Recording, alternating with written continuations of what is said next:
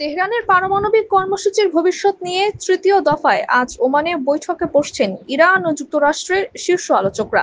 যুক্তরাষ্ট্রের সঙ্গে পরোক্ষ আলোচনায় ইরানের কূটনৈতিক ও টেকনিক্যাল বিশেষজ্ঞ প্রতিনিধি দলের নেতৃত্বে রয়েছেন আরাগচি। আর যুক্তরাষ্ট্রের প্রতিনিধিত্ব করছেন ট্রাম্পের মধ্যপ্রাচ্য বিষয়ক বিশেষ দূত স্টিভ উইটকফ। আলোচনার একদিন আগেই শুক্রবার মাস্কাটে চলে এসেছেন ইরানের পররাষ্ট্রমন্ত্রী।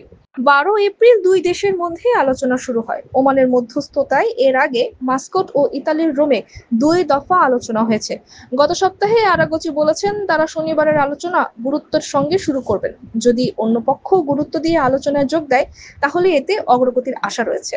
চলতি বছরের জানুয়ারিতে দ্বিতীয় মেয়াদে হোয়াইট হাউসে ফেরার পর ট্রাম্প ইরানের বিরুদ্ধে সর্বোচ্চ চাপ প্রয়োগের অংশ হিসেবে ফের নিষেধাজ্ঞা আরোপ করেছেন। যুক্তরাষ্ট্রের পররাষ্ট্র দপ্তর জানিয়েছে শনিবার ওমানের বৈঠকে উইটকফি উপস্থিত থাকবেন। এখানে তিনি গত 12 এপ্রিল আরাগচির সঙ্গে প্রথমবার বৈঠক করেছিলেন। আকর্ষণীয় রেট ও দারুণ সব ডাটা বান্ডেল পেতে আজই ব্যবহার করুন ফ্রেন্ডলি সিম।